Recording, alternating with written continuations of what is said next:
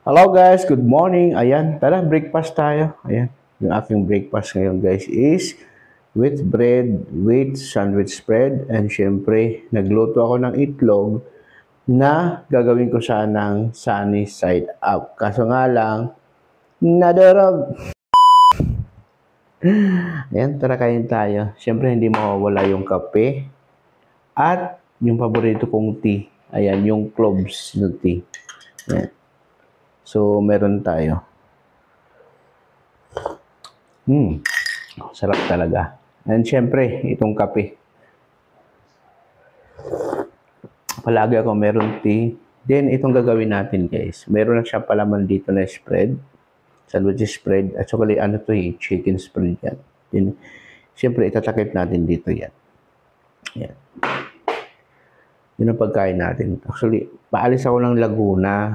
Papunta na ako ng Laguna ngayon. Kaso nga lang, nakita ko yung daan, talagang bahamba, walang makakadaan na bus, walang makakadaan na sasakyan papuntang Cubao or Pasay talaga. So, nagdesisyon ako na i-cancel ko yung aking biyahe ngayon. Tara, kaya tayo.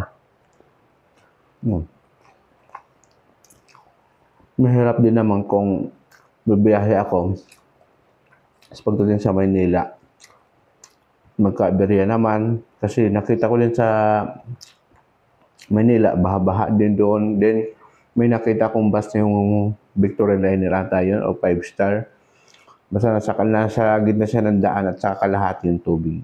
Na-stranded yung mga pasahero. Ayaw ko din mangyari yung, lalong-lalo na mag-isa na ako. May mga dala ako, di ba? May luggage ako, may bag ako, mayroon pa akong bit-bit. So, mahirap pag ganyan. Hindi mo maiwasan yan kasi ang luggage mo nasa ilalim ng compartment.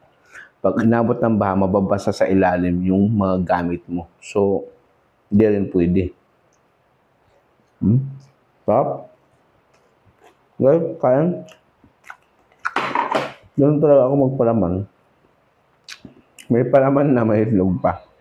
Masarap kasi parang kumakain ng burger. Bali ito lang yung tanghalian ko na to. Almusal tanghalian ko na to. Kumusta nga pala kayo guys? Hindi ba kayo binaha? Hindi ba maulan sa inyo? Ayan. Comment down below nga po kung taga saan kayo, saang lugar kayo para alam ko. Kasi dito talaga sa Kamiling, talagang napakaraming tubig na umapaw yung tubig sa tulay. Ang buti na lang dito sa amin is hindi talaga siya umapaw as in. Umapaw man siya konti, hindi siya tumawid sa bahay namin yung tubig. Hanggang doon lang sa may daanan yung tubig.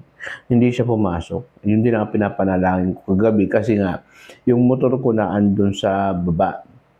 Kasi pag mataas ang tubig talaga, inaakyat ko yan sa terrace yung motor. Mag-isa lang ako, paano ka maaakyat, di ba? So, ang plano ko ngayon na kung nakaalis ako ngayon, papakuha ko sa pamangkin ng asawa ko, yung motor dadalhin sa kanila.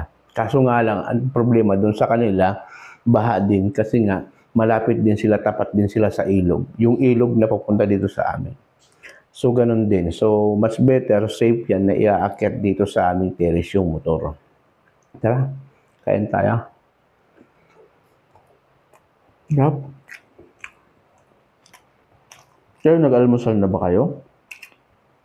Almusal tayo sa mga nakakapanood ng video. Magsabay kayo sa akin. Sayang, cancel yung aking biyahe ngayon. So, bukas na lang, pag humupa na yung tubig, siyempre may makakadaan na bus. Meron ng biyahe papuntang sa Pasay at Cubao. Diba? Alam ko talaga wala kasi yung crossing ng Kamiling dyan sa may Amigo, talaga yung tubig talaga punong-puno. Katapos yung tubig hanggang lampas bewang ng tao. Wala talaga nakakatawid. Walang nakakatawid na mga sasakyan, wala. As in, wala. So, wala na may ibang dadaanan ng sasakyan galing Dagupan, galing Pangasinan, galing San Clemente. Diyan talaga dumadaan papuntang Cubao or Pasay. Maliban lang doon sa Paniki. Sa Paniki, iba naman ang way doon eh. Hanggang diretsyo ng Tarlac yun. Ang hirap pag binabaha. Sa bagay, kasabihan nga, di baling mabagyuhan tayo, wag lang tayong masunugan. Pero para sa akin, wag tayong masunugan, wag tayong mabahaan. Bagyo okay lang kasi ang bagyo, mababasa lang yung gamit matutuyo pa. Pero pag yung baha, maaari ma-wash out yung mga gamit mo. Or pag nasunugan ka, automatic lahat ng gamit mo, wala. Diba? Kaya guys, pasalamat na lang kayo kung hindi kayo nagkakaroon ng mga ganitong sitwasyon. Magpasalamat kayo kay Lord, kahit pa paano safe kayo. Then, ipanalangin po natin ang buong kamiling na sana humupa na ang baha para maging safe naman yung mga tao. Kasi kagabi pa, ang daming-daming nagpaparescue. Sa totoo lang, ang daming nagpaparescue. So, hindi nila maasikaso talaga yun kasi nga, malakas ang agos ng tubig. Ayan guys, thank you for watching. Bye-bye. Have a nice day. Good morning.